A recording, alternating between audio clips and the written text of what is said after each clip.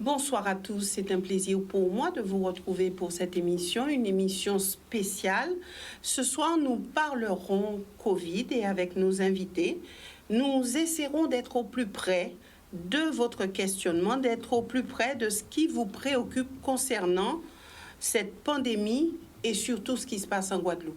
Alors, 4 invités sur ce plateau pour en parler. Tout d'abord, Gérard Cotellon, qui est le directeur général du CHU, Tania Foucan, médecin hygiéniste, vice-présidente de la CME, et puis à ses côtés, nous avons Pierre Alphonse, qui est cadre de santé, responsable de la vaccination, et de l'autre côté, un homme que vous avez déjà eu l'occasion de voir sur ce plateau. Je veux parler de Bruno Jarige, qui est lui directeur de la crise Covid. Voilà pour une présentation de nos invités. Madame, messieurs, bonsoir et merci d'être avec nous. Bonsoir. Bonsoir. Ce soir, l'intérêt de cette émission, c'est vraiment de nous coller aux interrogations de notre population. Alors tout d'abord, avec vous, un point sur la situation actuelle du CHU. Alors, que se passe-t-il exactement concernant l'avancée ou le recul de cette crise au niveau du CHU? Gérard Cotellon.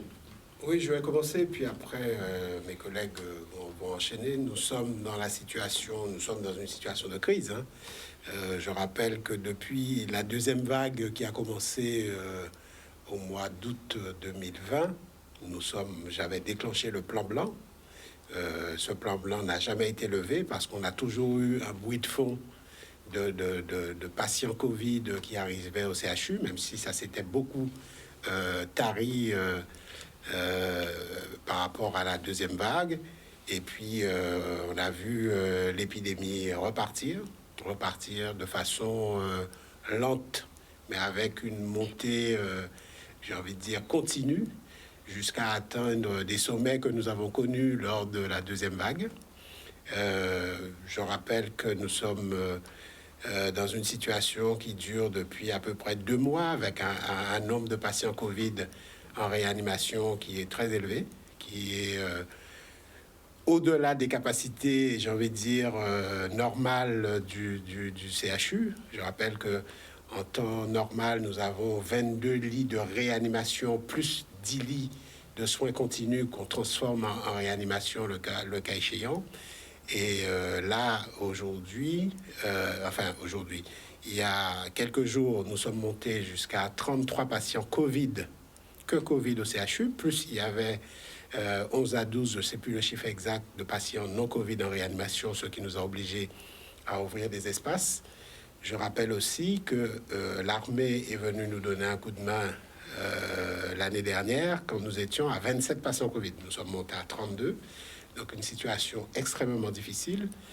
D'autant plus difficile qu'elle est totalement synchrone avec ce qui se passe en Martinique et en Guyane, où nous sommes pour la première fois concernés pratiquement en même temps par le phénomène, même si la Martinique a eu quelques jours d'avance par rapport à nous, mais nous sommes totalement synchrones, ce qui rend compliqué la coopération interrégionale, puisque nous sommes dans la même situation. On peut plus difficilement se passer des patients, on peut plus difficilement se prêter du matériel, s'échanger du personnel, et donc ça rend cette situation préoccupante. Et donc avant de rentrer dans le détail, je vais laisser la parole au docteur Jarige, mais c'est de dire que la meilleure protection pour nous, la façon de diminuer la tension hospitalière, c'est de ne pas y arriver. Ne pas y arriver quand on... ne pas arriver surtout en réanimation. Si on n'est pas atteint par le Covid, mais ne pas y arriver par le biais des accidents de voiture, par les coups de couteau, les plaies par balle ou toute autre chose que l'on peut éviter. Et puis ne pas arriver en ayant le Covid, parce que je sais que la vaccination est décriée, mais il y a la vaccination et il faut que les personnes à risque, et depuis mercredi, tous ceux qui ont plus de 18 ans peuvent le faire, se fassent vacciner pour éviter d'arriver en réa, éviter d'avoir une forme grave de la maladie qui se termine en réanimation. Alors justement, et je passerai la parole à Bruno Jarige, alors ce qui vous est quelque part reprocher, puisque c'est vrai que depuis un moment, vous parlez de la vaccination, vous dites oui, mais il faut se faire vacciner. Et il y a certaines personnes qui disent oui, moi, je sais plus, je sais pas pourquoi, est-ce que ça fonctionne, est-ce que ça fonctionne pas? Enfin, beaucoup de questions qui se posent et cette population demande à comprendre. Alors, je pense qu'aujourd'hui, il va falloir que nous puissions vraiment parler de cela. Alors, c'est vrai que faire la promotion du vaccin, c'est certainement pour vous important, mais expliquer, et c'est ce que nous tenterons de faire ce soir. Mais avant, un complément sur la situation aujourd'hui au CHU. La situation au CHU de la Guadeloupe est préoccupante, et d'ailleurs pas qu'au CHU de la Guadeloupe, aussi au centre hospitalier de Basse-Terre. C'est très tendu, avec beaucoup de malades qui malheureusement se multiplient. On vient de passer un cap un peu sinistre, hein, c'est celui des 1000 patients. Le CHU de Pointe-à-Pitre, depuis le début de la pandémie, en Guadeloupe, le CHU a dépassé les 1000 patients qui sont rentrés à l'hôpital. On parle... Guadeloupe, je parle de ceux qui sont venus à l'hôpital, qui ont été hospitalisés à l'hôpital. Je ne parle pas de ceux qui sont venus aux urgences, je parle de ceux qu'on a gardés. On a dépassé les 1000 aujourd'hui, là, il y a quelques jours. Patient Covid positif. Covid positif. La première vague a été, entre guillemets, pas trop difficile grâce au confinement qu'on avait d'emblée sur le territoire. Donc on a fait 80 personnes qui sont rentrées. La deuxième vague a été très difficile, sans confinement et avec un isolement par rapport aux autres vagues françaises. On a fait quand même presque 700 patients à la deuxième vague, et là on en est déjà à 266. La différence importante entre la deuxième et la troisième vague, c'est que là on a quelque chose pour limiter les dégâts avec le vaccin. Donc c'est important donc de casser cette troisième vague. Donc bien sûr avec les gestes barrières qu'il faut reprendre et de nouveau améliorer chez tout un chacun, mais il faut aussi accélérer sur cette vaccination qui est là, qui est à la disposition, sans aucune limite quantitative, puisque le territoire guadeloupéen a la chance d'avoir des stocks conséquents, contrairement à d'autres régions françaises. Et donc il faut accélérer, parce que ce vaccin est efficace, et efficace sur le variant anglais, qui est le variant prédominant sur la Guadeloupe. Donc ce vaccin est la solution de sortie pour qu'on arrête de compter les entrées à l'hôpital, les entrées en réanimation et les décès. Je vous rappelle qu'on a dépassé les 200 décès en Guadeloupe. Et est-ce qu'on peut dire qu'il y a quand même une grande proportion de personnes qui ont été guéries? Oui, bien sûr. Bien sûr, la mortalité en Guadeloupe, puisque c'est un sujet, entre guillemets, qui fait débat, la mortalité en Guadeloupe n'est pas plus importante qu'ailleurs, elle est même 2 fois inférieure à celle de la France. Donc il n'y a pas plus de mortalité en Guadeloupe qu'ailleurs, elle est même 2 fois inférieure, alors que notre population en Guadeloupe, je vous le rappelle, est plus âgée en moyenne que la métropole, et avec plus de comorbides, puisque vous savez tous qu'on a plus de diabétiques, plus d'hypertendus, plus d'obèses en Guadeloupe qu'en métropole. Et malgré ça, on a une mortalité 2 fois moindre que celle de la métropole. Mais encore, le problème, il n'est pas là. Il n'y a pas de course sur le niveau de mortalité. Le problème, c'est d'arrêter cette épidémie, donc en vaccinant largement la population, pour éviter que ces entrées à l'hôpital se fassent avec des formes graves et malheureusement des décès. Alors, peut-on dire aujourd'hui encore, ou affirmer aujourd'hui, que les personnes âgées sont les plus touchées par ce virus? Est-ce que ça tient encore? Puisque vous venez de nous parler de jeunes de 18 ans qui peuvent se faire vacciner. Alors, est-ce qu'on peut encore tenir ce discours? Bien sûr, il faut commencer par les sujets les plus fragiles, donc les personnes âgées et les personnes comorbides, mais il faut aussi vacciner ceux qui vivent avec ces personnes fragiles, c'est-à-dire tout le monde. Et comme on peut vacciner plus largement en Guadeloupe, il faut entre guillemets en profiter pour protéger les personnes qui sont les plus fragiles, donc tout à chacun maintenant, et inviter à se faire vacciner pour éviter la transmission, puisqu'on sait très bien que les classes d'âge les plus jeunes sont les vectrices principales du virus. Donc ça, comme d'habitude, ça commence par les tranches d'âge de 20 ans, 30 ans, 40 ans, et progressivement ça monte vers les tranches d'âge les plus importantes, qui sont moins dans dans les chaînes de transmission, mais qui finissent par être atteintes à l'occasion des réunions familiales ou des réunions amicales, où les plus jeunes amènent le virus vers les moins jeunes. Alors aujourd'hui, parlons de ce vaccin qui fait couler beaucoup d'encre. Et souvent, on entend dire oui, mais on nous dit que c'est bien, mais on ne nous parle pas des dangers de ce vaccin. Alors, est-ce que le vaccin est dangereux et à quel niveau ?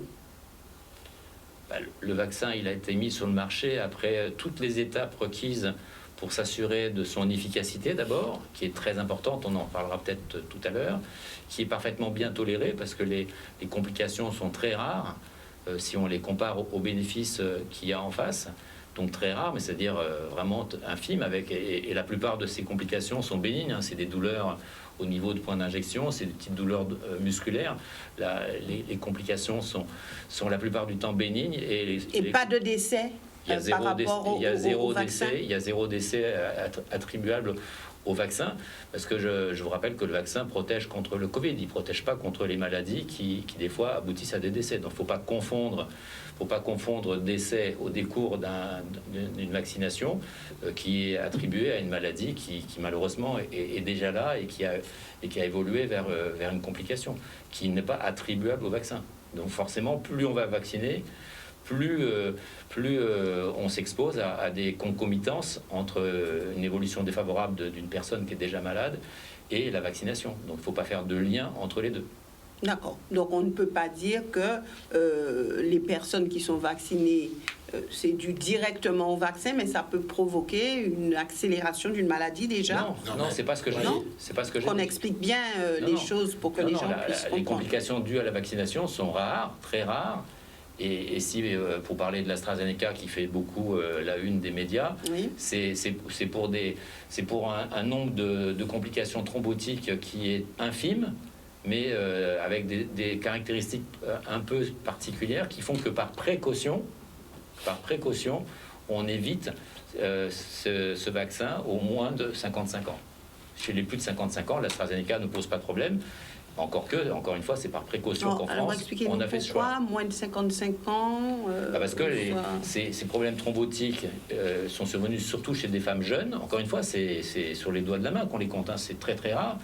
Mais en France, on a choisi par précaution d'éviter ce vaccin chez les moins de 55 ans. Alors qu'en Angleterre, ils en ont fait beaucoup sur toutes les tranches d'âge et sans problème particulier. Parce qu'il y a même en Angleterre des études qui montrent que les gens vaccinés avec l'AstraZeneca font moins de thrombose que ceux qui n'ont pas eu la vaccination à l'AstraZeneca.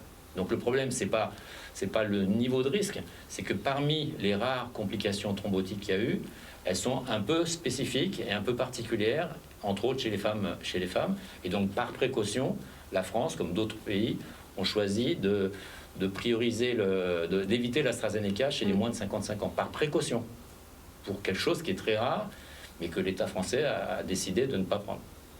D'accord. Tania Foucault, vous voulez rajouter quelque chose sur cette partie ? Juste...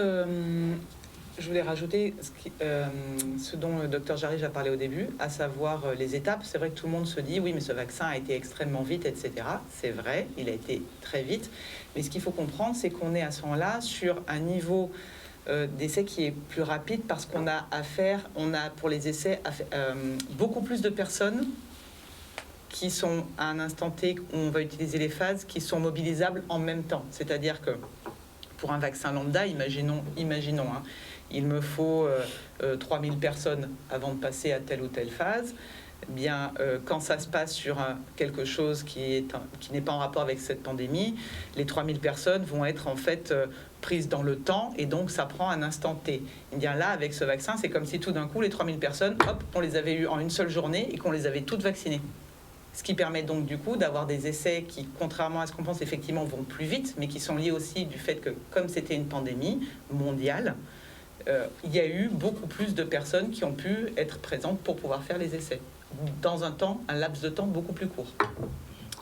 D'accord. Et il y a eu beaucoup d'argent de mis dans la recherche pour le vaccin. Je pense qu'il faut plutôt s'en réjouir qu'on ait trouvé aussi rapidement un vaccin. plutôt que de le regretter. Je suis très surpris de voir des personnes, y compris des gens de mon entourage, qui me disent « Ah, c'est allé trop vite ». Alors je dis « Mais pour les précédents vaccins, tu t'intéressais à la durée de fabrication ?» Non, mais pour celui-là, oui. Mais bon, ce qui est très drôle ici, parce que revenons à la Guadeloupe pour la vaccination, c'est que on a le sentiment qu'il y a quelques personnes qui font circuler des informations sur les réseaux sociaux.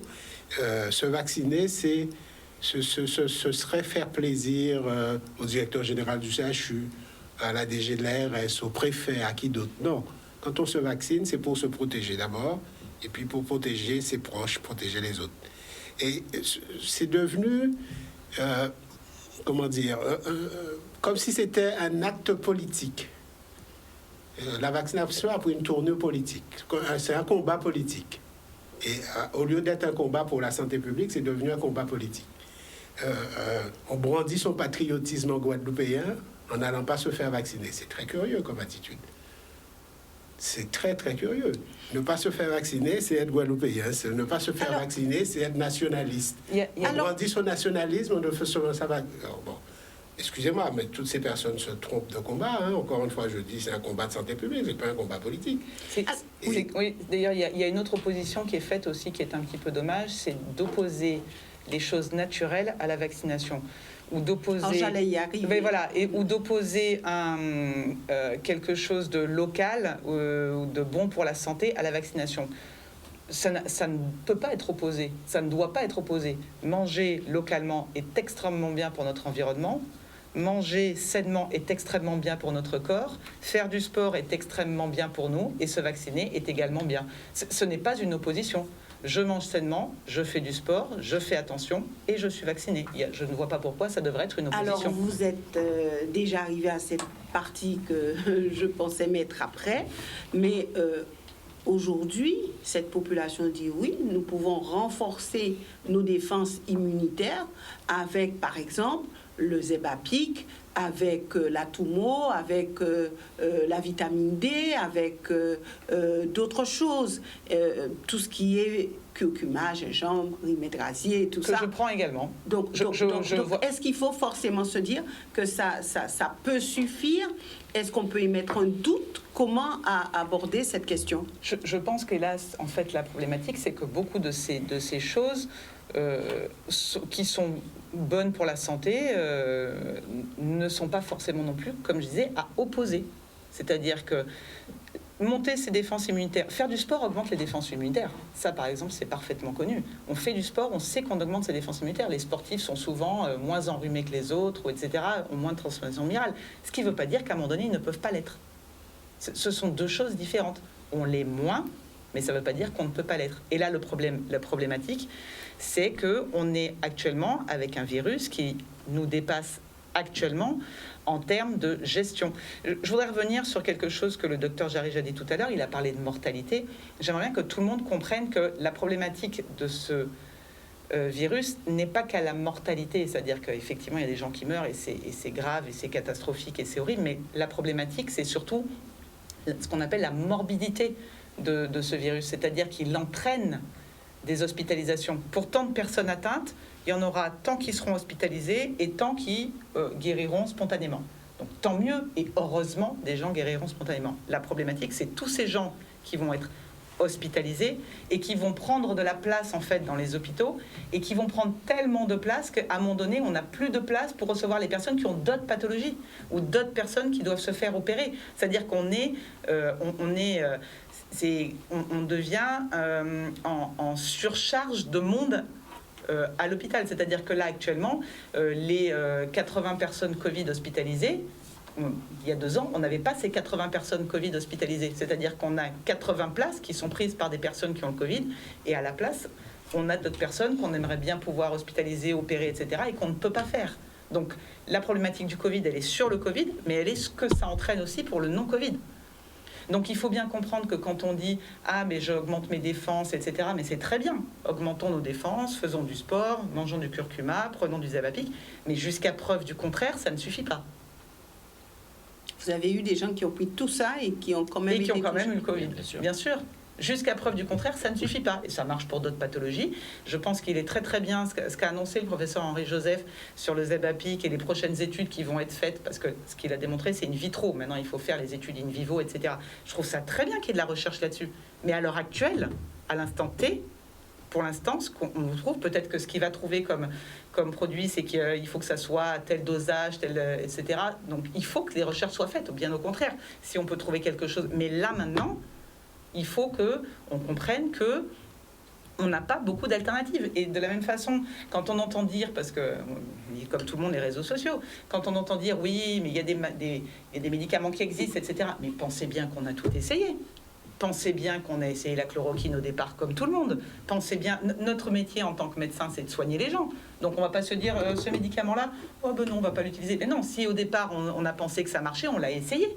On a essayé ces médicaments, on a essayé de mettre pas mal de choses et il n'y a pas grand-chose qui marche. À l'heure actuelle, effectivement, on va utiliser plutôt des corticoïdes, l'ivermectine, etc. Mais il n'y a pas grand-chose, en fait, sur les formes graves qui fonctionnent. Et quand on en arrive à devoir intuber les patients, hélas, c'est qu'on n'a pas trouvé ce qu'il y avait. Donc il faut qu'on essaye d'éviter que ça arrive avant. Et là, même si on augmente pour l'instant toutes nos défenses immunitaires, il n'y a pas grand-chose qui a fait peur de son efficacité, à part la vaccination. Alors, et je vais arriver, et vous pouvez réagir. Donc, aujourd'hui, lorsque vous voyez tout ce qui circule sur les réseaux sociaux, lorsque vous entendez ce qui se dit, où il n'y a pas de confiance dans le discours tenu par les médecins, par le directeur du CHU, lorsque vous voyez un petit peu comment les choses se passent, cette méfiance ambiante, qu'est-ce qui a coincé? Est-ce qu'à un moment donné, il n'y a pas eu suffisamment de communication? Est-ce parce que vous avez voulu contenir certaines choses? Qu'est-ce qui s'est passé concrètement? Moi, personnellement, mon avis, c'est que c'est la problématique du moment où on mélange, à un moment donné, la politique et la médecine. Hein. Je pense que clairement, à partir du moment où on peut avoir effectivement des discours des fois un petit peu contradictoires qui arrivent, qui ne sont pas forcément les discours médicaux. Ce que je ne veux pas, par contre, je ne remets pas en question la parole politique. Le médecin fait son travail et donne des conseils scientifiques. Le politique gère l'État et doit gérer un État que moi, je n'ai pas à gérer. Hein. Moi, je gère des patients au sein de ma partie hospitalière. Donc forcément, à un moment donné, ça peut créer des décalages. Mais je pense que c'est l'époque qui veut ça. Je pense que l'époque est à la remise en question d'un petit peu tout et qu'en fait, on en arrive à un moment... Je pense que c'est pas lié au Covid.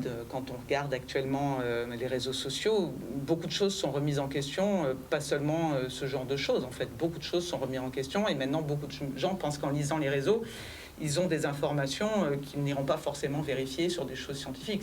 C'est pas lié que au Covid. C'est-à-dire que les gens regardent aussi ce qui se dit, ce qui se passe à l'extérieur, et ainsi, il y a vraiment, vraiment beaucoup d'informations. Donc, on n'a jamais eu autant d'informations, je pense, dans tous les sens. Hein. Comment faire pour s'en sortir? Comment restaurer la confiance et puis que le milieu médical soit quand même... entre guillemets, respecté, parce qu'aujourd'hui, la voix, votre voix, ne porte pas suffisamment. Moi, j'essaye de faire les choses auprès de mon petit cercle et de l'agrandir petit à petit de la même façon. Je reste encore... je suis médecin, je ne suis pas là pour faire mal aux gens, donc je le fais en mon âme et conscience et j'essaie de travailler là-dessus. Oui. Pierre-Alphonse. Oui, c'est vrai que ça pose énormément de problèmes. Comme vous l'avez dit, il y a eu beaucoup d'informations et beaucoup de contre-informations. Donc, ce qui fait que les personnes qui veulent essayer de comprendre ont souvent cette notion de « on ne m'a pas dit toute la vérité sur ce qui se passe ». Et c'est vrai que c'est un discours où tout le monde peut entrer. C'est une brèche. Vous l'entendez souvent, ce discours? Si, on l'entend très souvent. Et c'est souvent des brèches dans lesquelles on peut rapidement y mettre n'importe quel type de discours contraire pour pouvoir faire changer une décision.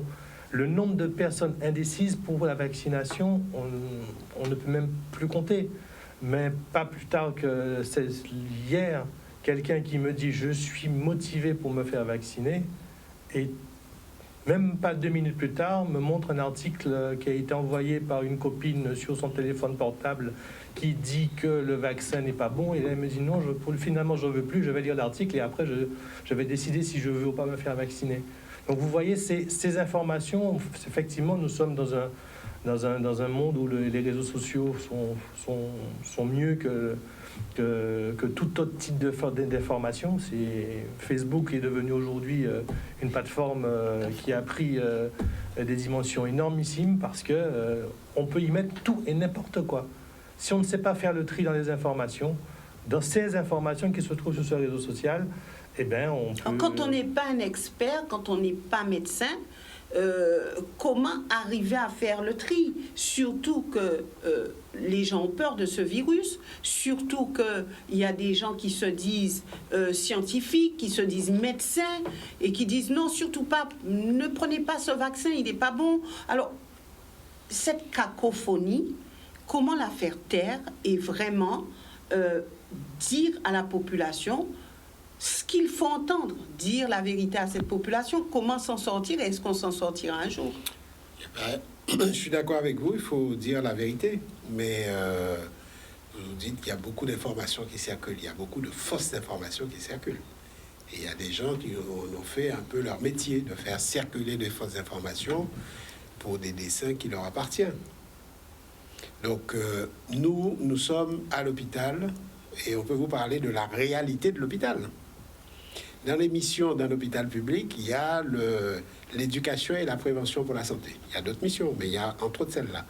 Et donc, nous, notre démarche, elle est aussi ça, c'est d'informer la population avec des données scientifiquement prouvées, parce que c'est ça notre base de travail. Je veux dire, les médecins, voilà, ils sont pas là à deviner ou à imaginer de faire des choses. Quand ils font des choses, ce sont des choses qui sont scientifiquement prouvées. Nous ne sommes pas, j'ai rien contre les gars des affaires, mais nous ne sommes pas chez les gars des affaires à secouer des bougies, à imposer des mains. Non, on fait des choses, voilà. Nous sommes à l'hôpital. Et donc, notre réalité à l'hôpital, c'est quoi? C'est de voir qu'il y a des patients graves qui arrivent, et parmi ces patients graves, zéro de vaccinés. Quand on a eu 33 patients en réanimation, aucun n'était vacciné. Or, ces personnes, dont beaucoup étaient porteuses de comorbidités, notamment de surpoids, se seraient fait vacciner au mois de janvier, ils ne seraient pas en réanimation au mois d'avril. Et ça, c'est une vérité scientifique. Je regardais il n'y a pas très longtemps la courbe de vaccination du personnel de l'assistance publique hôpitaux de Paris, parce que chez nous, c'est très faible. Là, ils ont dépassé 50% du personnel vacciné. Et jusqu'à maintenant, la courbe de contamination Île-de-France et assistance publique était totalement parallèle. Et puis là, vous voyez, le personnel, ça diminue en termes de contamination et l'Île-de-France continue à monter. Effet magique de la vaccination. Donc, alors, justement, au niveau du personnel de santé, à quel pourcentage êtes-vous? Nous sommes à un pourcentage très faible. On est là. Alors, chez nous, je parle du CHU. Oui. Le CHU, à peu près 90% des médecins se sont fait vacciner. Et le personnel... Pardon? C'est quand même une preuve de confiance. Oui, 90% des médecins se sont fait vacciner. Et très rapidement, très rapidement. Et pour le personnel paramédical, administratif, technique, parce que la chance que nous avons, c'est que quand vous êtes un hospitalier, vous avez accès à la vaccination, quel que soit votre âge, depuis le début, et nous sommes aux alentours de 13-15%. Qu'est-ce qui coince alors à ce niveau-là? Eh ben, vous savez, le personnel hospitalier, ce sont des Guadeloupéens comme les autres. Donc, ils sont très sensibles à ce qui circule sur les réseaux sociaux. Tout le monde est sur WhatsApp. Bon, voilà. Ce que je regrette, c'est que ce sont des professionnels de santé et qui doivent avoir le recul nécessaire et avoir même l'éthique de s'interroger scientifiquement, de lire les articles scientifiques pour se faire leur propre jugement. Et je suis sûr que s'ils restent dans cette épure-là, dans cette rigueur intellectuelle, bien sûr qu'ils se feront vacciner. Mais ça commence à bouger. C'est en train de monter. Le nombre est en train de monter. Juste pour revenir sur une petite chose. Nous sommes obligés de marquer une courte page de publicité. Et tenez bien ce que vous alliez dire. Nous revenons avec vous d'ici quelques instants. Voilà, donc nous revenons avec vous sur cette édition spéciale Covid. Alors la situation en Guadeloupe, et puis nous avons au plateau 4 invités. Je vous les ai présentés en début d'émission et nous revenons avec Tania Foucan. Vous vouliez dire quelques mots juste avant la coupure pub? Oui, tout à fait. Je voulais revenir sur ce que disait Monsieur Cotellon en parlant des personnes en réanimation qui n'étaient pas vaccinées. Effectivement, circule sur les réseaux sociaux que certaines personnes étaient vaccinées. Donc, je voudrais bien qu'on comprenne ce qui se passe. C'est qu'en fait, effectivement, certaines personnes qui sont arrivées en réanimation avaient eu leur première dose de vaccin et ont déclaré un Covid dans les quelques jours qui ont suivi. C'est-à-dire qu'en fait, ce n'est pas... Le vaccin ne donne pas le Covid, qu'on soit bien d'accord. Mais c'est que, comme tous les vaccins, le taux d'anticorps n'arrive pas immédiatement. C'est-à-dire quand on se fait vacciner, les anticorps ne sont pas instantanés. Il y a une courbe d'ascension du taux d'anticorps. Et l'intérêt, en fait, des doubles vaccinations pour le Covid, c'est qu'on a une première ascension. Et quand on fait la deuxième dose, à ce moment-là, la courbe monte complètement. Donc, ce sont des procédures de vaccination. Et là, en l'occurrence, certaines de ces personnes avaient fait une première dose parce qu'elles savaient qu'elles avaient été en contact avec des personnes Covid et se sont dit « Oula, vite, on va aller se protéger », mais en fait, c'était trop tard, elles avaient déjà été le Covid, ou des personnes qui, en venant de se faire vacciner, n'ont pas respecté les mesures barrières et se sont fait ensuite contaminer dans les quelques jours alors que les anticorps ne montaient pas. Donc voilà l'explication. Et puis maintenant, on a ce qu'on appelle des retours d'expérience, des choses factuelles, avec une approche scientifique. Dans les pays qui ont beaucoup progressé dans la vaccination, comme par exemple Israël ou comme l'Angleterre, il y a des retours d'expérience. Il y en a une là qui est très très impressionnante. Ils ont comparé en Israël 600 000 personnes, c'est pas un petit groupe, 600 000 personnes qui ont reçu le Pfizer avec le protocole qu'on fait en Guadeloupe. Ils ont comparé l'évolution de ces 600 000 Israéliens versus 600 000 autres Israéliens qui n'ont pas eu de vaccin. La différence de devenir de ces deux populations est radicalement différente. Chez les vaccinés, il y a 95% de formes graves en moins.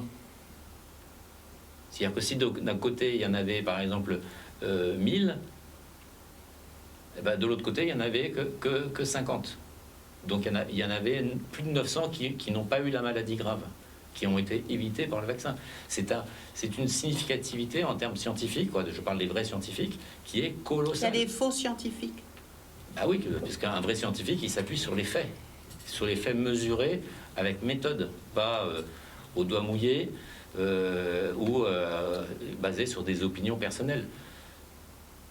Alors, il faudrait aussi, pour parler de ce vaccin, éclaircir un petit peu en tout cas une interrogation, une question et surtout des propos qui circulent en disant que le vaccin ARN n'était pas un vaccin mais une injection d'un code génétique. Alors, comment expliquer cela? Alors, ça va transformer l'homme, etc., etc. Comment expliquer cela? On apprend ça au collège, hein. Vous ouvrez les livres de sciences naturelles au collège et on vous apprenez, c'est écrit, que dans toutes les cellules, il y a un élément qui s'appelle l'ARN messager, qui n'est pas dans le noyau de la cellule, qui est dans le cytoplasme et qui est un messager qui va déclencher la fabrication d'une protéine qui va constituer l'organisme et qui, dès que ce petit morceau d'ARN a fini son travail, cet ARN, il disparaît. Donc il n'y a strictement aucun risque génétique de quoi que ce soit avec ces ARN messagers. Et ça, c'est établi de manière scientifique, avec des millions de preuves qui l'attestent. Alors, concrètement, est-ce qu'on peut dire qu'il y a beaucoup d'incertitudes concernant les vaccins? Ou est-ce qu'on peut dire qu'on peut en être sûr à 100%? Vous voulez dire les vaccins d'une façon générale? Les vaccins d'une façon générale. En fait, je pense que, à l'occasion de cette épidémie Covid, beaucoup de gens se sont posé la question de savoir comment fonctionnait un vaccin. C'est peut-être une très bonne chose, mais finalement, on se rend compte que beaucoup de personnes ne savaient pas comment fonctionnait un vaccin. Par exemple, les gens disent « Ah, le vaccin ne protège pas à 100%. » Mais quasiment aucun vaccin ne protège à 100%. Un des rares vaccins stérilisants qui ait jamais existé, c'est celui contre la variole. C'est d'ailleurs pour cela que la variole a été totalement éradiquée depuis. Mais les vaccins fonctionnent tous aux alentours de 90-95%. Et ce qui est intéressant aussi, quand on dit « Ah, mais le vaccin n'empêche pas de transmettre », en fait, si, le vaccin empêche de transmettre quand on a une vaccination collective. C'est-à-dire que si j'ai 100 personnes, qu'elles ne sont pas vaccinées, et que chacune de ces 100 personnes peut transmettre chacune à 2 autres personnes, ça va très vite monter de 100, etc., de façon exponentielle. Si sur ces 100 personnes qui sont vaccinées, elles n'ont plus que... Elles ont 95% de risque de ne pas transmettre et seulement 5%, vous imaginez combien ça fait en moins qui transmettent. Donc du coup, on atteint ce qu'on appelle une immunité collective liée à la vaccination.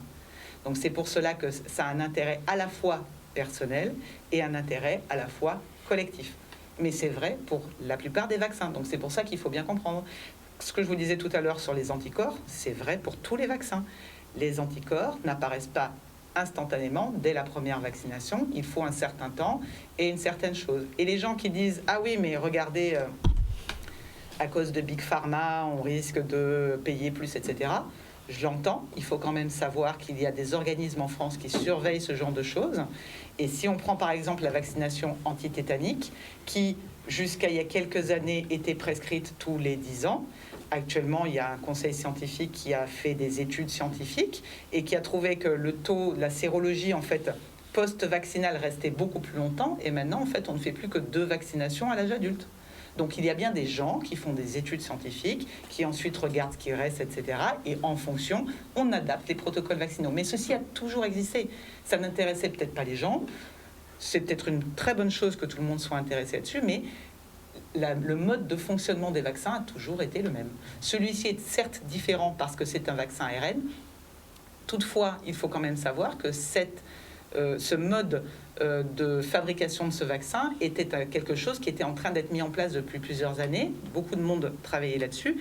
Et là, par exemple, ils sont en train de trouver un vaccin contre Ebola avec cette technique. Alors, est-ce qu'aujourd'hui, on peut dire qu'il y a un vaccin qui soit meilleur qu'un autre, ceux qui sont en tout cas sur le marché? Vous voulez dire entre Pfizer, oui. AstraZeneca oui. Et... Je ne sais pas si on a le recul actuel pour pouvoir... parce que les populations ont vraiment été très vaccinées de façon assez disparate avec un peu tous les arsenals thérapeutiques, puisque les États ont acheté tous les arsenaux thérapeutiques qu'ils pouvaient avoir, justement. Certains ont montré plus d'efficacité que d'autres.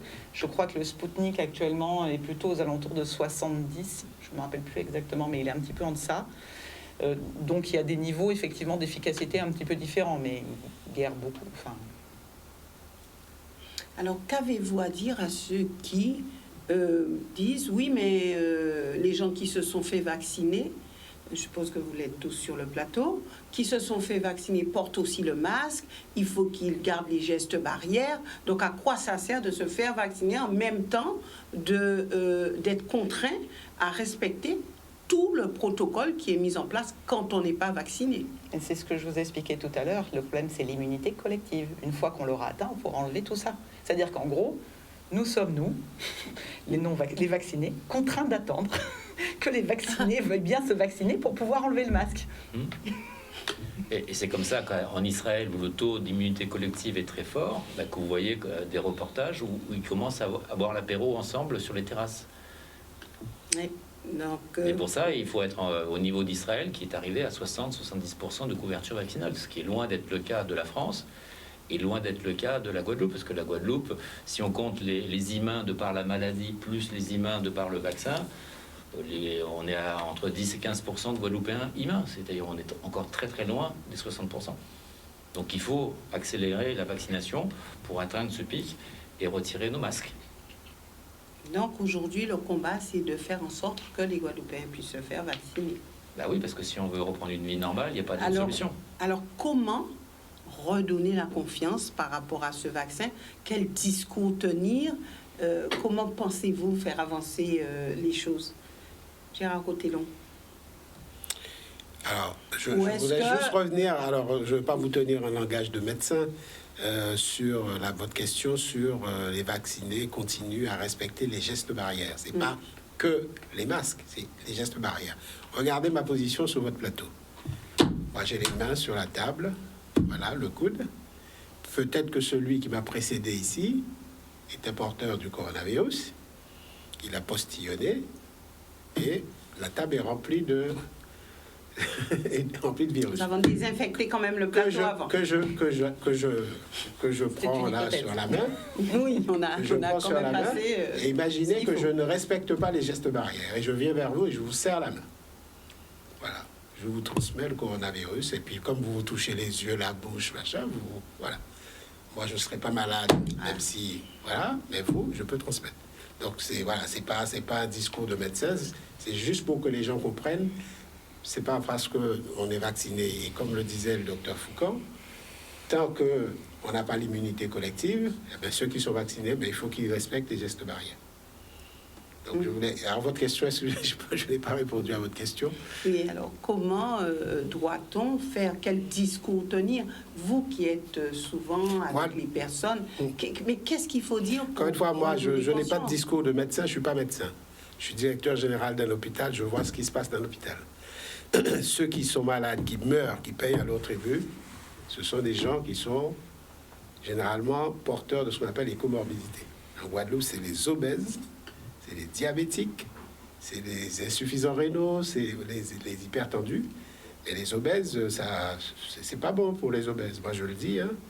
En Guadeloupe, moi-même, je suis en surpoids. C'est pour ça que je me suis fait vacciner très rapidement. Mais quand vous êtes en surpoids, courez vous faire vacciner. Parce que vous courez un risque inutile alors qu'il y a un vaccin qui est là pour vous protéger. Quand on est en surpoids, on ne peut pas forcément courir. Justement, allez-y en courant. Et non, je suis très sérieux quand je dis ça. Je suis très, très sérieux. On a perdu cette semaine un patient de 35 ans. 35 ans. Ben oui, En surpoids. en surpoids. Non, mais attendez, c'est ça notre réalité. Moi, je ne peux dire aux gens que ce que je vois à l'hôpital. Et donc, la vaccination est maintenant ouverte aux plus de 18 ans. On a beaucoup de jeunes en Guadeloupe qui sont en surpoids. Il suffit de se promener et on les voit. Moi, j'invite toutes ces personnes à aller se faire vacciner parce qu'ils courent un risque inutile alors que le vaccin est là pour les protéger. Je ne peux pas tenir d'autres discours que celui-là. Alors, pour vous, il faut continuer à tenir ce discours. Qu'est-ce qui pourrait créer le déclic? Est-ce que aujourd'hui, vous avez la possibilité de vous battre contre tout ce qui circule sur les réseaux sociaux? Je pense que l'expérience que nous avons aujourd'hui et je ne dirais pas le désastre sanitaire, mais tout ce qu'on voit aujourd'hui au niveau du CHU montre qu'il faut arrêter avec cette propagation de ce virus. L'hôpital aujourd'hui, comme vous l'a dit le directeur général, est arrivé à une saturation. Donc on est obligé d'arrêter un certain nombre d'activités pour pouvoir permettre d'hospitaliser les gens dans des services de médecine Covid ou de réanimation. Ce qui oblige à modifier sans cesse l'organisation de l'hôpital. Nous sommes sans cesse en train de réorganiser l'hôpital pour permettre d'accueillir le maximum de personnes, bon, le maximum, mais toutes les personnes qui requièrent une hospitalisation. Alors, est-ce qu'aujourd'hui, vous dites être saturé, mais est-ce qu'aujourd'hui, il n'y a pas des personnes qui sont à domicile et soignées à domicile? Est-ce qu'il n'y en a pas plus aujourd'hui? Il y en a certainement. Il y en a certainement. Je suis des gens aussi... qui retournent à la maison avec de l'oxygène et tout ça? Oui, tout à fait. Parce qu'à un certain moment, ces personnes-là sont mieux, tolèrent mieux. Donc, ils peuvent rentrer à la maison avec une équipe, avec une infirmière à domicile, avec de l'oxygénothérapie à la maison, pour permettre justement que ces personnes restent aussi à la maison, puisque c'est aussi un confort pour eux à être à la maison. C'est désengorger. Et ça permet aussi de désengorger les lits d'hôpital. Donc, je m'occupe aussi du service des maladies infectieuses de l'hôpital. Nous avons aujourd'hui, nous n'avons jamais cessé d'avoir des patients Covid. Depuis février 2020, du moment où nous avons eu les premiers cas, nous sommes toujours restés dans cette continuité Covid. Effectivement, nous avons... Il y a eu une accalmie. Il y a eu une accalmie, mais cette accalmie, il y a toujours eu des patients hospitalisés. Sur un service, par exemple, de 18 lits, on a toujours eu entre 4 et 5 lits qui étaient occupés par des patients qui étaient Covid. Donc, on n'a jamais cessé d'avoir des patients Covid. Du moment où ça augmente, eh bien aujourd'hui, nous sommes dans un service où 18 lits, 18 patients Covid. En plus des patients qui sont en réanimation, en plus des patients qui sont dans notre secteur. Donc, ce qu'il faut faire comprendre à la population, c'est qu'effectivement, cette poussée sur l'hôpital doit nous faire prendre conscience qu'il faut qu'on se protège. Et effectivement, comme le disait le docteur Jarige, la Covid est une pathologie évitable. Elle est évitable parce qu'il y a une thérapeutique qui existe, qui est la vaccination. On peut dire, effectivement, on peut parler de remèdes rasiers, on peut parler de beaucoup de choses, de beaucoup d'éléments qui peuvent être complémentaires de tout cela. Ça, c'est pas problématique. On peut associer ces choses-là. Mais lorsqu'on voit que nous sommes vaccinés, ben, on n'a pas de troisième bras on n'a pas un bras dans le dos, on capte pas la 5G, on vit normalement. Mais les gens disent, oui, mais après le vaccin, on ne sait pas ce qui va se passer. Nous sommes, alors même sur les réseaux sociaux, il y en a qui ont dit, oui, mais on va tous mourir, en tout cas tous ceux qui ont pris ce vaccin. Donc il y a des choses fortes quand même médecins de l'hôpital. 90% des médecins de l'hôpital. 90% des médecins de l'hôpital se sont fait vacciner. Si on doit tous mourir, vous perdrez 90% des médecins de l'hôpital. Voilà. Donc, oui, et si vous voulez, pour pouvoir parler des chiffres, le centre de vaccination du CHU, depuis le 9 janvier, a vacciné grosso modo plus de 8000 personnes. Quand même? Oui, quand même. Quand même 8000 personnes. Et aujourd'hui, c'est pas assez, hein? C'est quand même, mais c'est pas assez. Circule, oui, 8000, 8000. Donc, avec tout cela, le vaccinodrome de l'aéroport, c'est pratiquement 400 personnes vaccinées par jour, ce qui est encore insuffisant pour la capacité de ce centre-là. Et il y a encore les autres centres. Et il y a encore les autres centres. Donc, les Guadeloupéens se font vacciner. De plus en plus de soignants du CHU se font vacciner. D'accord. Et il faut continuer dans cette logique. Et il faut continuer dans cette lancée pour pouvoir nous protéger, mais pour aussi protéger les autres. Vous savez, on a tous des parents, on a tous une famille, voilà. Donc on veut aussi les protéger. Donc derrière, pour les protéger, pour créer cette immunité collective, c'est ça. Il faut trouver cette thérapeutique. Elle existe et il faut y aller. Il faut regarder ce qui se passe ailleurs et s'interroger. Puisque on a des doutes. Eh bien, interrogeons-nous. Est-ce que les dirigeants israéliens ont envie de décimer la population quand on connaît l'histoire du peuple juif? Ils ont envie de tuer tous les juifs qui sont en Israël? 60% sont vaccinés. Est-ce que en Angleterre, on a envie de tuer tous les Anglais? Ils sont à près de 50% de la population vaccinée. 42 millions de personnes vaccinées aux États-Unis. Joe Biden, il a été élu pour tuer les Américains. Attendez. Soyons un peu sérieux, restons calmes face à tout ça. Encore une fois, encore une fois, on est dans une situation un peu particulière parce que certains, et ça a marché, on a fait de la vaccination un acte de ne pas se faire vacciner, c'est un acte de patriotisme. Je trouve ça juste dangereux et ridicule. Dangereux et ridicule parce que là, face à cette épidémie, la vaccination est la solution. Si on veut revenir à un mode de vie normal, si on veut plus porter de masque, si on veut aller boire un coup à la marina sans problème, à continuer à fréquenter nos plages le dimanche, il faut qu'un maximum de personnes soient vaccinées pour que nous ayons l'immunité collective dont parlait le docteur Foucan. Aujourd'hui, on ne peut rien mettre face à la vaccination. Mais il n'y a rien d'autre. Aucun traitement face à la vaccination. Aucun autre. Alors, vous parliez des remèdes rasiers, c'est pas un remède rasier aux vaccinations. Comme disait le docteur Foucault, on peut faire les deux. Moi aussi, je prends du Zebapic, je prends du gingembre, moi je prends tout ça, bien sûr, j'en prends. J'ai été vacciné. C'est pas l'un ou l'autre. On peut faire les deux. On a l'impression que c'est le combat du bien contre le mal. Et c'est ça qui, pour nous, est problématique, nous soignants, quand on entend ce genre de choses. C'est vrai que ça nous pose problème. C'est pas le combat du bien contre le mal. Il faut protéger notre population qui souffre. Et pour cela, il faut mettre en place les choses. Et la thérapeutique qui existe, elle est pré-hospitalière. À l'hôpital, quand vous allez être à l'hôpital en réanimation ou en service de maladies infectieuses, on va vous donner une thérapeutique, mais qui va vous permettre de lutter contre la maladie que vous avez développée. Mais pour éviter de la développer, il y a une thérapie qui existe. Et cette thérapie-là, elle est là. Oui. Oui, je voudrais dire aussi d'ailleurs qu'on a parlé du coup des personnes en réanimation, des personnes hospitalisées, des personnes guéries. Il est de plus en plus, et il apparaît de plus en plus des problématiques de ce qu'on appelle du Covid long, c'est-à-dire que Du Covid long. long. C'est-à-dire qu'en sortant d'hospitalisation et à domicile, des personnes vont développer des pathologies liées au Covid qui, en plus, vont durer extrêmement longtemps et devenir relativement incapacitantes. Ça peut être des problématiques de respiration, ça peut être des problématiques psychologiques liées notamment, par exemple, à la perte du goût et de l'odorat. Ça semble dérisoire comme ça, mais je connais des personnes, et on a vu, il y a des personnes qui sont vues en consultation, qui depuis quasiment 1 an qu'ils ont eu le Covid, ne sentent plus et ne sentent plus les odeurs et ne sentent plus ce qu'ils mangent.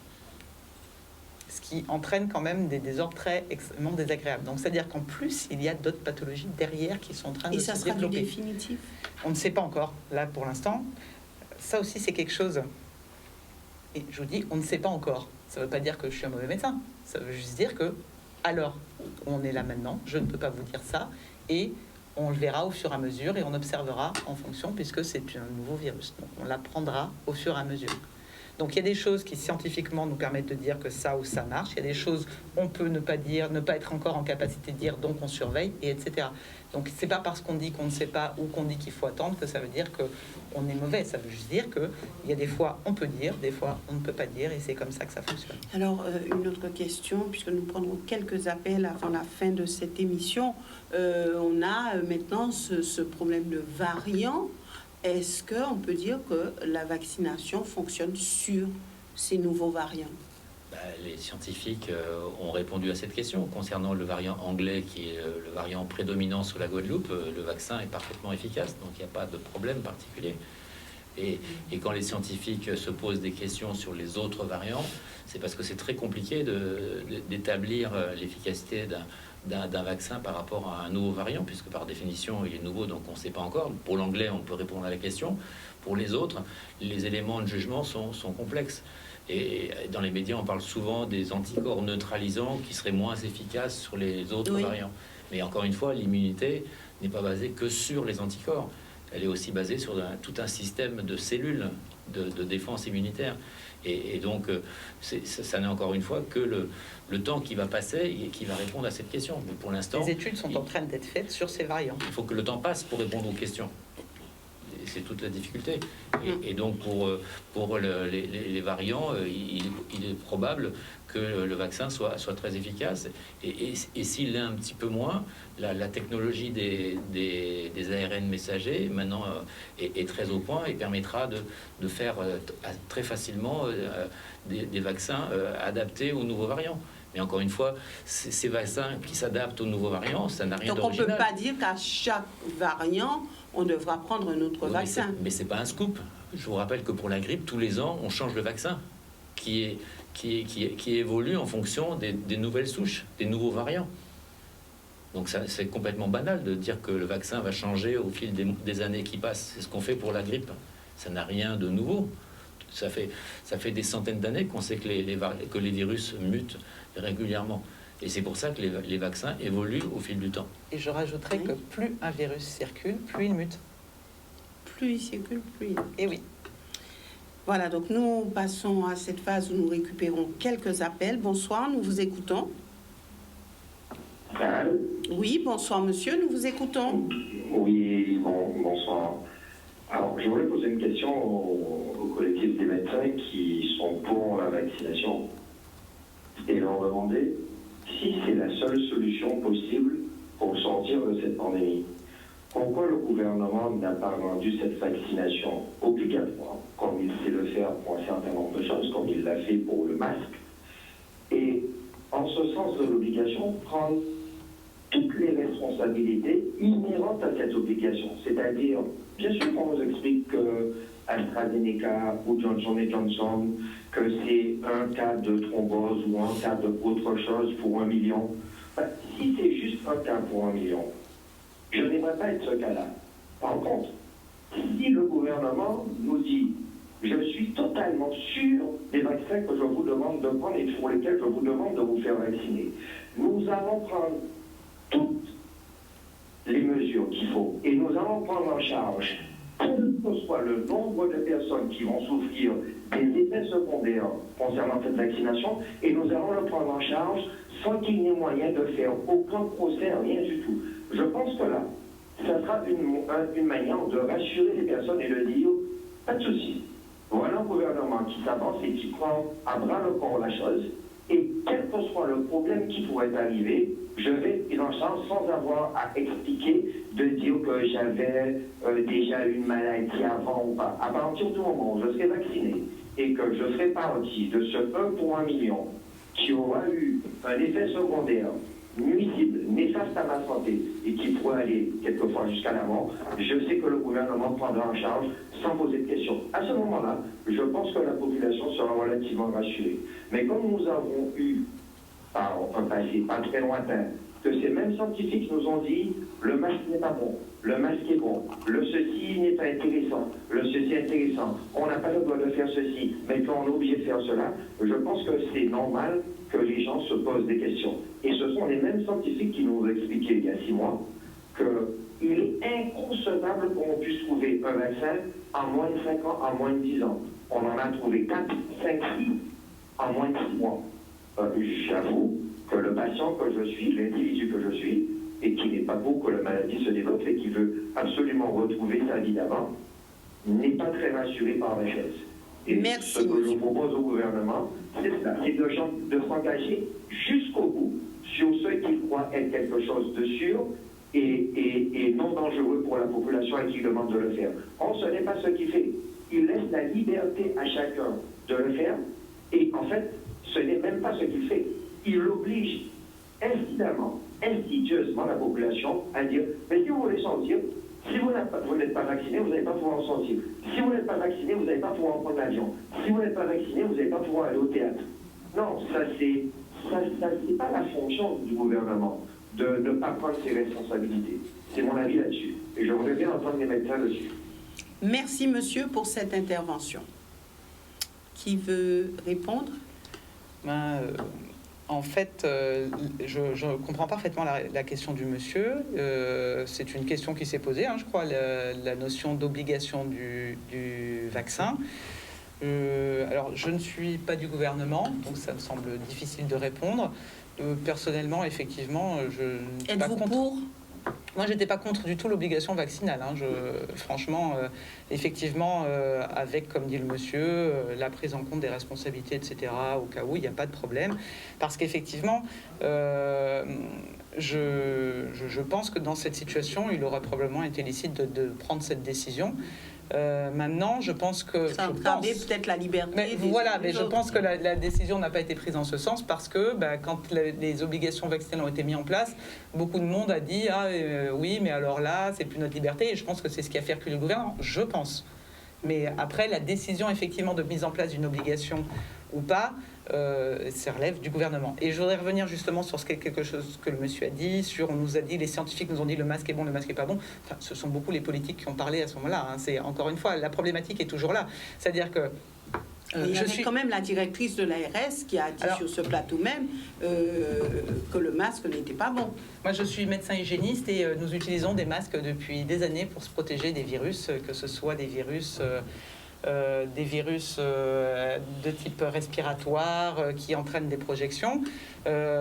En fait, encore une fois, c'est un problème de parole, c'est-à-dire qu'effectivement, au début de l'épidémie, quand il n'y avait pas beaucoup de personnes atteintes, l'intérêt de porter le masque pour tout le monde n'était peut-être pas intéressant parce que, en fonction des signes relevés, à partir du moment où l'épidémie augmente, là, c'est intéressant de le faire porter à tout le monde. C'est ce que nous faisons, nous, en cas d'épidémie, des fois dans un service, en fonction, je ne parle pas forcément du Covid, mais d'autres choses. On adapte au fur et à mesure de l'épidémie. Mais effectivement, je ne vais pas vous dire le masque n'est pas bon. C'est-à-dire, c'est peut-être pas le moment de le porter, et ça sera ensuite le moment de le porter. C'est des problèmes, effectivement, et je suis tout à fait d'accord avec le monsieur. Le message a été extrêmement parasité et très difficile à comprendre pour les personnes lambda. Ça, c'est clair. C'est évident. Au début de cette épidémie, c'est vrai que les discours n'étaient pas très clairs. Puis au début, on savait, comme c'est une nouvelle maladie, on ne savait pas tout. Par exemple, il a fallu plusieurs mois pour se rendre compte que beaucoup de personnes portaient le virus de manière asymptomatique. Et à partir du moment où on découvre que la moitié des gens qui ont le virus le sont de manière asymptomatique, c'est-à-dire sans symptômes, de manière automatique, il s'avère utile que le masque soit porté par tout le monde et tout le temps, puisque il n'y a pas d'autre manière de neutraliser un porteur sans symptômes, puisque c'est pas écrit sur son front qu'il est porteur. Alors, un porteur sans symptômes le sera tout le temps? Non, le temps où il a la pathologie, c'est-à-dire oui, qu'il y a un temps, peu importe un temps le où moment, il a la pathologie, oui, il attrape le virus et il émet le virus, mais il n'est pas forcément malade. Mais il émet le virus on pendant a un dit instant qu'on T. peut avoir ce virus plusieurs fois. Donc, à chaque fois qu'il l'aura, si c'est... Il n'y a pas énormément de cas réalité. Il y a quelques personnes où il y a des études qui se font pour ces personnes parce qu'on n'arrive pas à savoir si c'est exactement le même virus, si ce sont des résurgences, etc. Il y a pas mal d'études qui se font encore là-dessus et on n'a pas encore les réponses complètes à ça, si ce n'est qu'on observe quand même qu'on n'a pas énormément de gens qui représentent 2 fois les mêmes... le Covid, mais en tout cas on sait qu'effectivement il y a eu des études qui ont montré qu'il y a des gens qui pouvaient être excréteurs, il y a même des gens qu'on appelle super excréteurs, on ne sait pas pourquoi. Il y a une dame qui l'a eu 3 fois apparemment. Non mais il y a des gens qui sont, ça je peux pas vous dire, encore une fois il y a beaucoup d'études qui se font parce qu'il faut pouvoir analyser génétiquement chacune des choses, mais en tout cas on sait qu'il y a des super excréteurs et des gens qui, alors qu'ils sont absolument sans aucun symptôme, excrètent en fait le virus de façon importante. Mais j'entends que effectivement le message d'avoir dit au début le masque ça ne sert à rien, forcément en fait la phrase n'est pas complète. C'est à l'heure actuelle ou à l'instant où on en est, ceux qu'on a comme études montrent que le masque ne sert à rien. Et ensuite, quelques années plus tard, avec des nouvelles études, ça montre. Mais la phrase est trop simple pour pouvoir, elle n'est pas logique. Et donc ça crée forcément des difficultés de compréhension pour les personnes lambda. Ça, je suis parfaitement d'accord. Voilà un autre appel. Bonsoir, nous vous écoutons. Oui, je voudrais poser une question aux gens qui sont sur le plateau. Allez-y. Ils conseillent aux personnes de prendre le vaccin. Mais est-ce qu'ils peuvent expliquer pourquoi il y a quelques docteurs dans l'Hexagone qui disent qu'ils ne sont pas prêts à aller prendre le vaccin, et même des infirmières. Et en plus aussi, j'ai entendu aujourd'hui, il y a 2 personnes de la Guyane qui ont pris les 2 doses de vaccin, et quand même, ils ont attrapé le virus, et ils sont morts du Covid. Donc je voudrais qu'ils m'expliquent, est-ce qu'ils sont si sûrs de ces vaccins? C'est normal qu'ils disent qu'il faut le prendre, parce qu'il n'y a pas d'autre solution. Mais est-ce que c'est la bonne solution? Merci. Merci, monsieur. C'est la bonne solution, puisque ça évite la quasi-totalité des transmissions. Encore une fois, le vaccin ne protège pas à 100%. Donc malheureusement, il y a des gens vaccinés qui feront le Covid. Ce sera très rare, mais c'est possible. Encore une fois, si vous regardez la littérature scientifique, il n'y a pas marqué 100%, il y a marqué 95% d'évitement des formes graves. Mais éviter 95% des formes graves, c'est énorme. Et pour ceux qui vont passer à côté de la maladie, c'est très très important, puisque ça évite des hospitalisations, des passages en réanimation, ça évite d'encombrer le système hospitalier, et ça permet de continuer à bien soigner les patients habituels, qui malheureusement payent une conséquence importante de tout ça, puisque quand il y a moins de place pour les malades habituels, ils sont moins bien pris en charge que d'habitude. Il y a des reports de chirurgie, il y a des malades qui sont opérés 1 mois ou 2 mois plus tard, et ça c'est dommage pour ces patients. Donc il faut préserver le système de santé et éviter cette maladie qui est parfaitement évitable grâce au vaccin. Alors nous récupérons un autre appel et puis je reviendrai avec vous, puisque selon les dires de monsieur le préfet, il y a des moyens supplémentaires qui vous seront accordés, des moyens humains, et certainement d'autres moyens. Nous y reviendrons juste après cette question de téléspectateurs. Bonsoir, nous vous écoutons.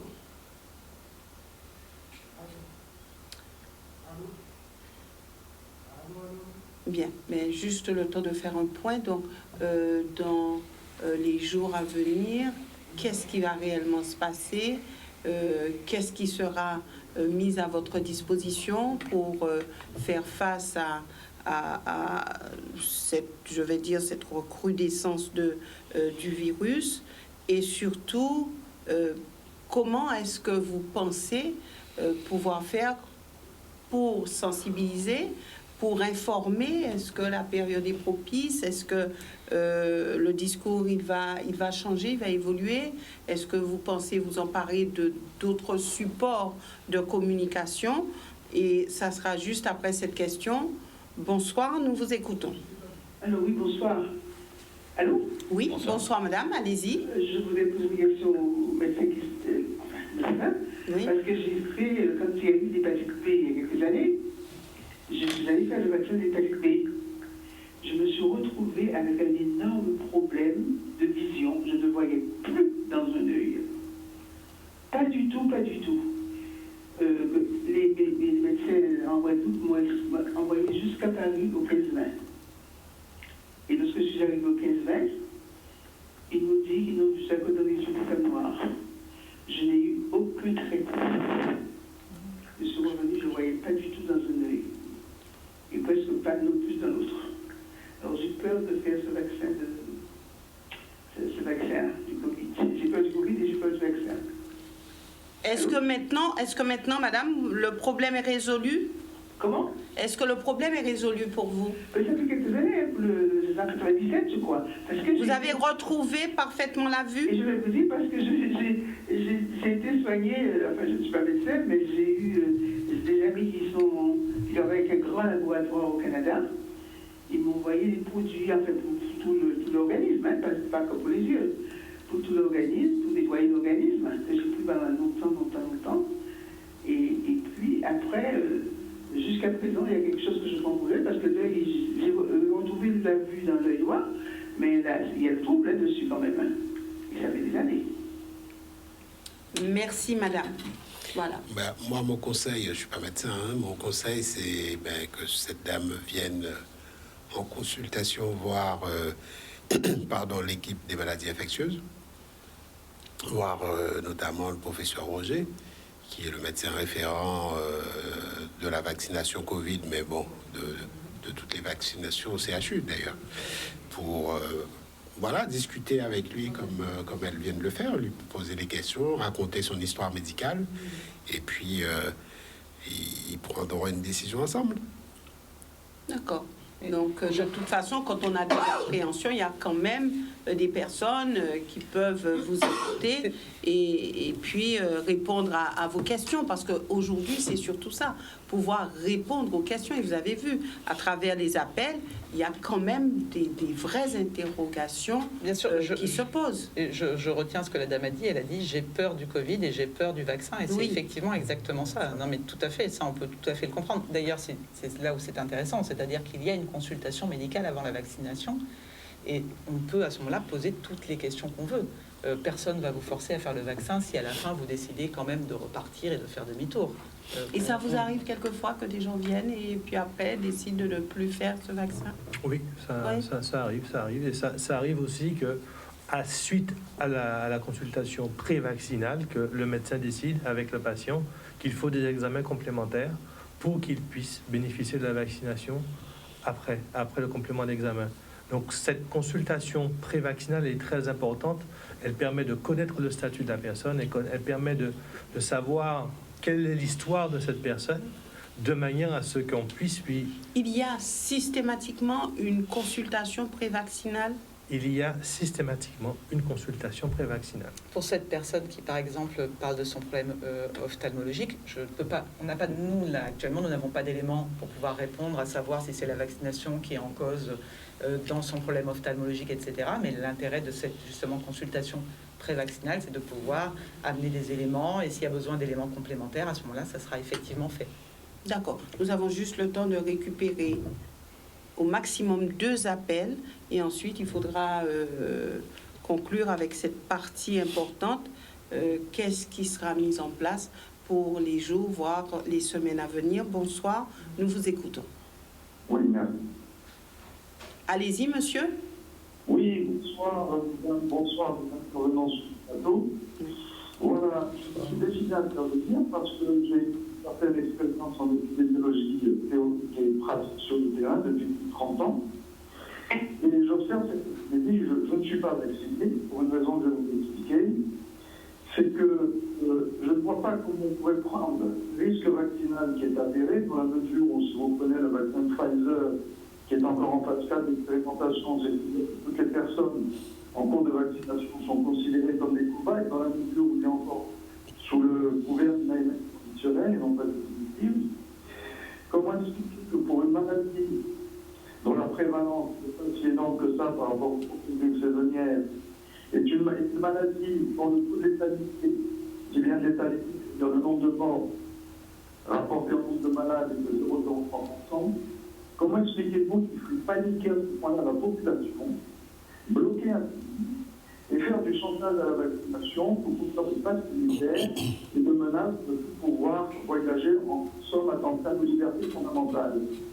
C'est vraiment très gênant. Ce qui me gêne le plus, c'est qu'il y a sur le plateau des gens qui font les mêmes études que moi et qui participent à ce jeu. Parce que pour moi, c'est un jeu politique et non pas sanitaire. On connaît tous des gens qui sont tombés malades. J'ai moi-même été certainement contacté par le coronavirus. Je me suis débrouillé, je suis encore vivant, je suis content.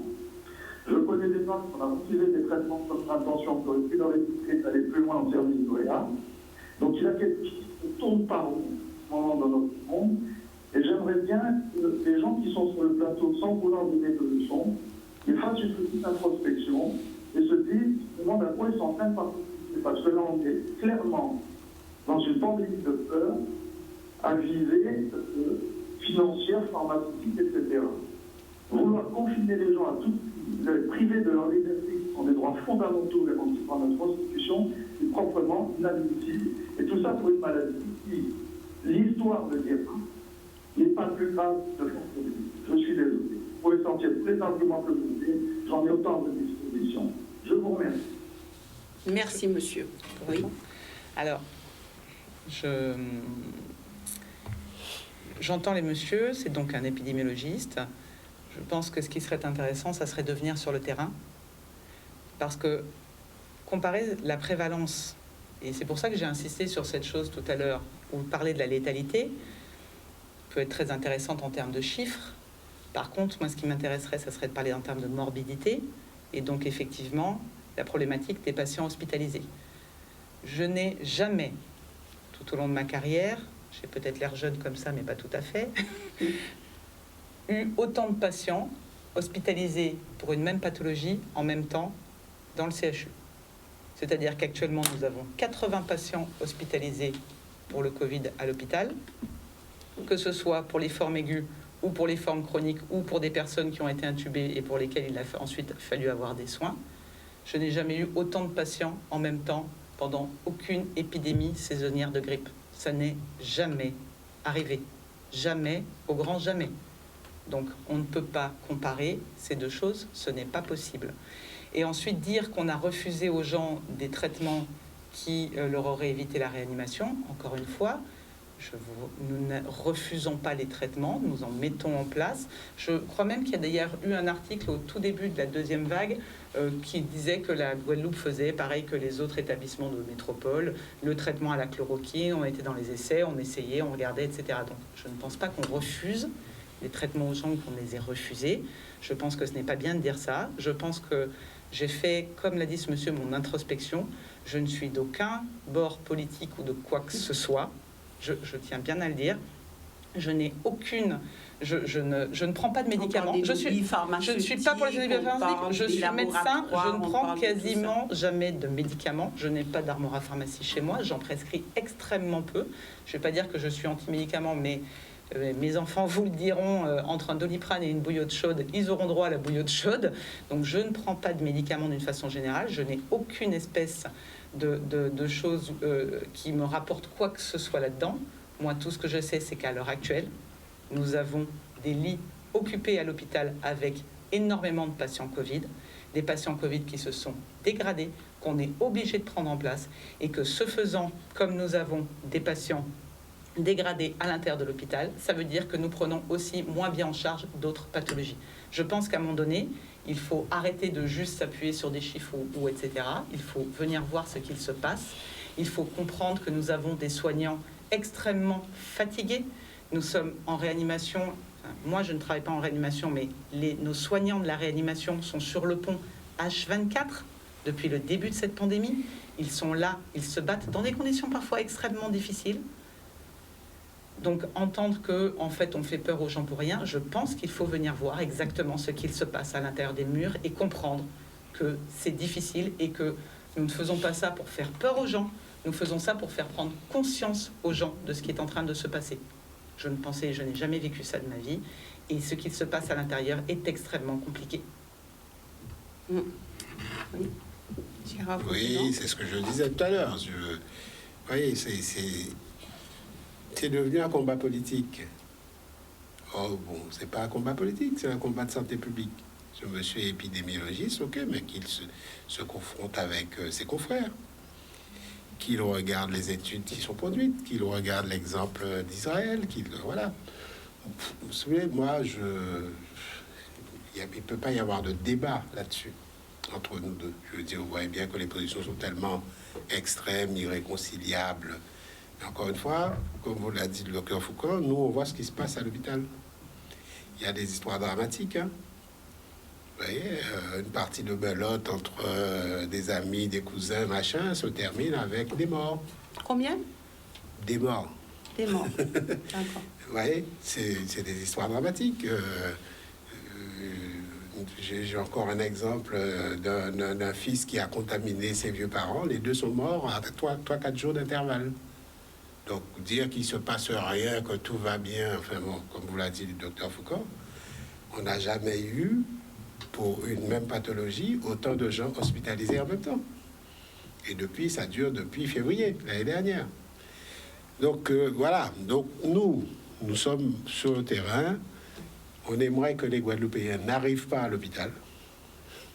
Moi, je suis directeur général d'un hôpital public. Je ne suis pas là pour faire de l'argent avec les patients malades.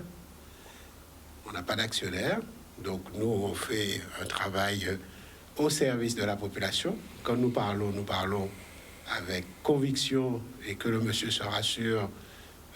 Moi, personnellement, je me regarde dans la glace tous les jours. Je fais mon introspection tous les jours. Et ma seule boussole, c'est est-ce que les décisions que je prends dans cet hôpital, ça sert l'intérêt des patients? Alors, lorsqu'on dit que vous suivez strictement ce que l'État vous demande, ça aussi... Jamais strictement. Mais je suis un fonctionnaire. J'ai des autorités de tutelle qui me donnent des consignes, bien sûr, que je respecte. Je ne dis jamais strictement, parce que bon, voilà, nous sommes des hommes, des femmes, nous avons notre libre arbitre. Pour ne rien vous cacher, si on prend par exemple la vaccination, alors que personne ne nous l'avait demandé, au CHU, on a décidé, par exemple, de dire on vaccine tous nos patients chroniques. Et puis moi, j'ai décidé un jour de dire, je demande à mon personnel qui a dans son entourage des personnes âgées ou des personnes porteuses de comorbidité, voire même des personnes qui ne seraient pas porteuses, mais qui sont en contact avec des personnes âgées et qui peuvent contaminer ces personnes âgées, venez vous faire vacciner. On l'a fait. Alors, je le dis là maintenant, peut-être que je serai sanctionné. C'est pas grave, ça. On l'a fait en conscience. En conscience. Avec M. Jarry, nous avons eu 2 frères qui sont venus se faire vacciner au CHU et qui nous ont dit, vous savez, notre mère, elle ne peut pas se déplacer. Elle habite dans le nord zone terre. Est-ce que vous pouvez aller chez elle pour la vacciner? Et puis, elle a des personnes qui s'occupent d'elle, sa femme de ménage, la personne qui prend soin d'elle, qui n'ont pas l'âge, qui ont moins de 50 ans, mais qui peuvent lui amener le Covid. Est-ce que vous pouvez? Oui, on l'a fait. Je veux dire, c'est pas le gouvernement qui m'a demandé de le faire, c'est pas Valérie Denuc, c'est pas Alexandre Rochat. On l'a fait en notre âme et conscience. D'accord? Donc, l'introspection à laquelle nous invite ce monsieur, on le fait. Donc, lui, il peut faire aussi la sienne, hein, je l'invite à le faire, mais en regardant ce qui se passe sur le terrain. Alors j'aimerais vous poser une dernière question sur cette partie. Est-ce que vous étiez d'accord pour les mesures aujourd'hui aménagées, enfin confinement, ou on va pas dire confinement, on va dire mesures strictes ou mesures aménagées? Est-ce que vous étiez pour que ça se passe comme ça, ou est-ce que vous étiez pour un confinement total? Encore une fois, moi, je suis directeur général d'un hôpital, et ce qui se passe à l'hôpital intéresse les autorités. Ce qui se passe dans les autorités, ça intéresse le président Macron, ça intéresse le conseil scientifique, ça intéresse le gouvernement. Ce qui se passe au CHU, bien sûr, ça intéresse, c'est même son travail, Valérie Denux. Ça intéresse le préfet, de savoir est-ce que la pression hospitalière, elle est très forte? Est-ce que la vague, elle est très forte? Est-ce qu'on va être débordé au point de voir, par exemple, transférer des patients vers l'Hexagone, puisqu'on ne peut pas les transférer en Martinique ou en Guadeloupe, parce que nous sommes dans la même situation. Donc, tout ça concourt à la prise de décision des autorités. Il ne m'appartient pas d'aller sur Canal 10 ou sur un autre média pour dire confinement, c'est pas mon boulot, ça. Moi, je suis là pour gérer l'hôpital et accueillir les patients. En revanche, je suis aussi là pour faire remonter les bonnes informations aux autorités de tutelle pour qu'elles prennent les bonnes décisions. Et bons chiffres? Les bons chiffres, enfin les bons chiffres, il n'y a pas de bons ou de mauvais chiffres, on donne nos chiffres. On donne nos chiffres, on ne trahit pas la vérité, on ne travestit pas la vérité, on donne les vrais chiffres. Et donc, évidemment, moi, dans les discussions que j'ai avec nos autorités de tutelle, je leur dis aussi mon appréciation. Je leur dis, mais moi, je regarde ce qui se passe à Paris. À Paris, il y a un couvre-feu à 18h, qui n'a pas, 19h, 18h, je ne sais plus, qui n'a pas suffi à arrêter l'épidémie. Ils sont, malgré ce couvre-feu, montés à des taux d'incidence supérieurs à 400. D'ailleurs, ils le sont encore toujours. Donc, on voit bien qu'il faut des mesures plus drastiques pour arrêter la circulation du virus. Et donc, je pense que aujourd'hui, on parle de mesures drastiques ici en Guadeloupe. Les mesures qui sont prises, moi je vous donne mon avis, sont les bonnes mesures pour espérer freiner la progression du virus. D'accord. Alors maintenant, rapidement, qu'est-ce qui va se passer dans les jours à venir? Alors, est-ce qu'on peut dire qu'il y aura plus de lits, il y aura plus de moyens humains? Alors, si vous vous rappelez notre situation de l'année dernière, deuxième vague, quand nous sommes montés très vite, très fort, le 26e ou 27e patient, on voyait arriver le service de santé des armées pour nous donner un coup de main. Comme je vous l'ai dit tout à l'heure, nous sommes montés jusqu'à 33 patients Covid en réanimation. Et donc là, cette semaine, nous avons eu 2 visites pas d'inspection, de préfiguration, un expert du Centre national de crise et le service de santé des armées qui sont venus sur place, nous rencontrer la clinique Les Eaux Claires, rencontrer le centre hospitalier de la Basse-Terre pour évaluer la situation et voir quelle est la meilleure aide qu'ils peuvent nous apporter. Et donc, ils ont fait leur visite, hein, et donc là, on attend le retour. On aura discuté avec eux pour voir comment ils peuvent nous aider, parce que, comme vous le disait le docteur Foucault, nous sommes dans une situation de tension telle que les patients non Covid, voilà, ils prennent cher parce que ce sont des interventions qu'on reporte, c'est plus difficile de les accueillir, de leur faire de la place, parce qu'il y a tellement de patients Covid au CHU. Donc, nous, notre objectif, c'est toujours de ne jamais se retrouver dans une situation où on ne peut pas accueillir de patients. Donc, c'est pour ça que nous avons une gestion territoriale de cette crise, avec, je trouve, une gestion intelligente, avec de très bonnes relations entre le CHU et le centre hospitalier de la Basse-Terre, une très très bonne coordination entre les deux établissements publics, mais aussi ça se fait de façon aussi très intelligente avec la clinique Les Eaux Claires, qui participe à la gestion de la crise, avec la polyclinique dans une moindre mesure, mais avec la clinique Les Eaux Claires, voilà. Et donc, parce que, voilà, il faut quelle que soit l'heure du jour ou de la nuit où un patient Covid ou non Covid arrive, il doit être pris en charge. Et il sera pris en charge. Chez nous, à Basse-Terre, voilà, on s'organise, on est en veille là-dessus, et parce qu'il on ne peut pas se retrouver dans une situation où on dit aux gens, mais on ne peut pas vous prendre. Non, ça n'existe pas. On vous prendra et on vous soignera. Ce qu'on peut retenir encore ce soir, c'est que la situation est très tendue au niveau du CHU. Oui, elle est très tendue et on a déjà la chance d'être aidé par la réserve sanitaire qui est déjà à nos côtés. Il y a une trentaine de soignants qui sont venus nous aider, comme la fois d'avant, et qui nous permettent d'ajuster la réponse à la fois aux patients Covid et aux patients non Covid. Merci. Oui, je voulais juste rajouter qu'effectivement, pour comprendre la problématique, c'est que la problématique est autant aux locaux qu'aux ressources humaines. C'est-à-dire que quand on a un patient Covid en réanimation, les patients réanimatoires sont des patients plus lourds et le nombre d'infirmiers nécessaires pour gérer les patients Covid, que ce soit en réanimation ou en soins intensifs, le nombre de soignants, il n'y a pas que les infirmiers, il y a les infirmiers, les aides-soignants, les ASH, est plus important quand ce sont des patients réanimatoires avec intubation. Vous comprenez bien qu'un patient... il y a besoin de plus de personnel pour s'occuper d'un patient intubé que pour s'occuper en fait d'un patient qui a moins de signes, etc. Du coup, nous devons reconcentrer une bonne partie de notre personnel sur ces patients en fait Covid, ce qui fait qu'en fait nous sommes obligés d'avoir moins de personnel sur d'autres activités et c'est pour ça que ça fait que du coup nous avons d'autres activités qui pâtissent. Donc c'est pas qu'un problème de place, parce que des fois j'entends des gens dire ah ben ils ont qu'à ouvrir des lits, etc. Mais ça suffit pas de juste ouvrir des lits. On a aussi des problématiques de ressources humaines et comme disait Dr Jarif, c'est pour ça que c'est très bien que on soit aidé par la réserve sanitaire et on espère avoir plus de monde parce qu'on a besoin de monde pour aider et parce que aussi nous avons des soignants qui sont fatigués de continuer à traiter tout ce qui se passe à l'intérieur de l'hôpital, puisque c'est beaucoup de travail. Un petit complément. Oui, le complément, c'est justement ce que vient de dire le docteur Foucan, c'est que le personnel aujourd'hui, ils sont fatigués. Ils sont fatigués d'être dans cette crise.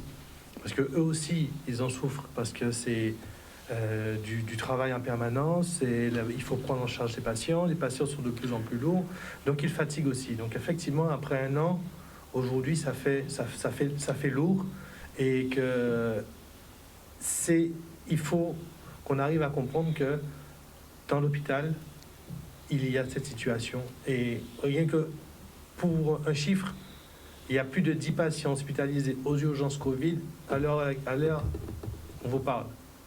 10 patients qui sont Covid, qui sont aux urgences. Et ces gens-là, il faut sûrement peut-être trouver une place pour les héberger ce soir.